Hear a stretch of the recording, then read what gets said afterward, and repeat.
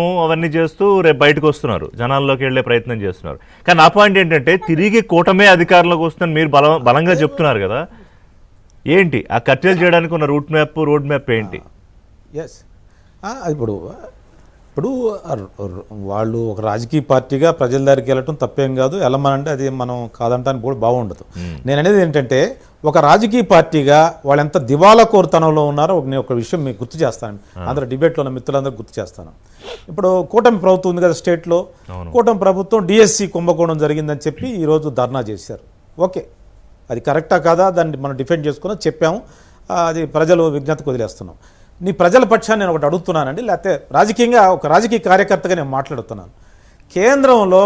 కేంద్ర ప్రభుత్వం ఆధ్వర్యంలో నీట్ పరీక్ష 25 లక్షల మంది విద్యార్థులు మరి పరీక్ష క్యాన్సిల్ అయింది, దాని మీద చాలా అవకతలు జరిగాయని చెప్పి కేంద్ర మంత్రి గారే ఈ బాధలకు ఈ అవతల కారణం ఈ ఫెయిల్యూర్ కారణం నేనేం చెప్పి రెస్పాన్సిబిలిటీ తీసుకున్నాడు.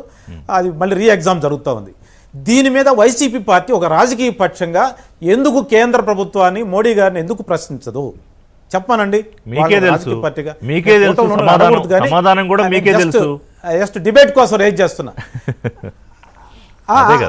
అదే వాళ్ళకి భయం.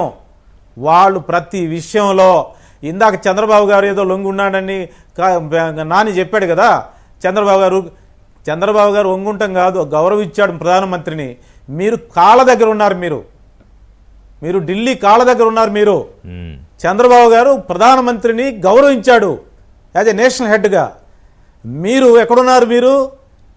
మీరు ఏం మాట్లాడుతున్నారు? కేంద్రంలో అడగకుండా పద్ధతి ఇస్తున్నారు. మీరు కనీసం ఒక రాజకీయ పార్టీగా మీరేం చేస్తున్నారు? మీరు ఆయన ఒక విషయం మీద మాట్లాడారా? ఒక సమస్య మీద మాట్లాడారా? ఒక ఇష్యూ మీద, ఒక పొలిటికల్ ఇష్యూ మీద కేంద్ర ప్రభుత్వం మీద మీరు ప్రశ్నించారా? మీరు నిన్న సర్ జరుగుతుంటే రాష్ట్ర ప్రభుత్వం మీద విమర్శిస్తాడు. సర్ చేసేది ఎవరండి? సర్ ప్రక్రియ ఎవరు చేపడతారు? సర్ ప్రక్రియ మీద ఎవరి మీద మాట్లాడాలి? అతను రాష్ట్ర ప్రభుత్వం మీద మాట్లాడుతూ రాష్ట్రపతి అధికారులు అంటే ఏంటంటే అతను కాళ్ళ దగ్గర ఉన్నాడు, ఢిల్లీ కాళ్ళ దగ్గర ఉన్నాడు అతను. వైసీపీ కార్యకర్తలు, వైసీపీ అభిమానులు ఆలోచించాలి. దళితుల్ని, మైనారిటీ ఓట్లు కొల్లగొట్టి ఎక్కడున్నాడు జగన్మోహన్ రెడ్డి? కేంద్ర ప్రభుత్వం కాళ్ళ దగ్గర ఉన్నాడండి. అతను మాట్లాడేది రాజకీయాల గురించి, అతను రాష్ట్రంలో రాజకీయాలు చేసేది. అలాంటి ప్రతిపక్షం అవసరమా? అలాంటి రాజకీయ పక్షం అవసరమా? ఎలాంటి రాజకీయ విధానం లేదు నీకు, నువ్వా మాట్లాడేది? సో ఏంటి ఇప్పుడు రోడ్ మ్యాప్ ఏంటి మరి? దివాళా కోడ్ పార్టీ ఇప్పుడు రాజకీయ వాళ్ళు మాట్లాడే వాళ్ళంతా బయటకు వచ్చారు. వాళ్ళ పద్ధతి ఏంటంటే మళ్ళీ కొడాలని అని ఎలా మాట్లాడతాడో మిగతా వాళ్ళందరూ మనకు తెలుసు. కానీ ఇప్పుడు కూటమి ముందు చాలా ఛాలెంజెస్ ఉన్నాయి. ఒకటి, అభివృద్ధి ఆపడానికి వీల్లేదు, ఇంకా స్పీడ్ పెంచాలి, పెట్టుబడుల వ్యవహారం ఉంది. మరోవైపు వీళ్ళ స్కాములు, ఈ గోల ఇదంతా తేల్చాలి, మళ్ళీ రేపు ఎన్నికలకి వెళ్ళాలి. సార్ నేను ఒకటి చెప్తున్నా పెద్ద అచీవ్మెంట్ ఏంటంటే కూటమి ప్రభుత్వానికి చెప్పుకోవాల్సిన అవసరం మీ ద్వారా మళ్ళీ గుర్తు చేస్తా ఉన్నాను పార్టీకి. ఏమండి, డేటా సెంటర్ వైజాగ్ వచ్చింది, దానివల్ల ఉత్తరాంధ్ర డెవలప్ అవుతుందా? అవును. స్టీల్ ప్లాంట్ వచ్చింది, ఒక పెద్ద మేజర్ ఇండస్ట్రీ వచ్చింది అనకాపల్లి. అది ఎంతమందికి ఉపాధి కల్పిస్తుంది? అది ఉత్తరాంధ్ర ఈరోజు ఒక భూతల స్వర్గంగా మారబోతుందండి. Vizag and other areas Uttarandhra, అది ఉత్తరాంధ్ర చెప్పుకోండి. అది అదేవిధంగా చాలా పెట్టుబడులు రాయలసీమకి వచ్చాయి. రాయలసీమలో చెప్పండి, పోలవరం పూర్తవబోతా ఉంది. సంక్షేమ పెన్షన్లు అండి, 50 లక్షల పైచులకు పెన్షన్లు ఇస్తున్నారు. ఎంత పెంచి ఇస్తున్నారు? ఇవన్నీ చెప్పండి.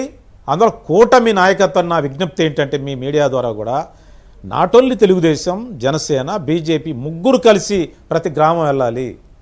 ఓకే, ప్రతి గ్రామం వెళ్ళి కూటమి ప్రభుత్వం ఏం చేస్తుందో ప్రతి కార్యకర్త ప్రజలకు వివరించాలి.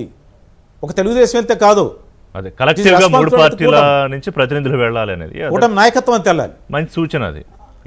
ఆ 3 సమన్వయ కమిటీలు ఫామ్ కావాలి. 3 పార్టీలు గ్రామ స్థాయి నుంచి రాష్ట్ర స్థాయి వరకు సమన్వయ కమిటీ, కోఆర్డినేషన్ కమిటీలు ఇప్పుడే 3 గ్రామ స్థాయి నుంచి రాష్ట్ర స్థాయిలో ఉండాలి. ఉండి ఈ జగన్మోహన్ రెడ్డి పార్టీ వస్తే రాష్ట్రానికి ఎలాంటి నష్టమో, ఎలాంటి రాజకీయ ఇబ్బందులు ఉంటాయో, ప్రజలకు ఎంత నష్టం జరుగుతుందో, అభివృద్ధికి ఎంత విఘాతం జరుగుతుందో వివరించి చెప్పాల్సిన అవసరం ఉంది. ఎనీ పొలిటికల్ కామెంట్ అండి ఫైనల్లీ సుబ్బారావు గారు?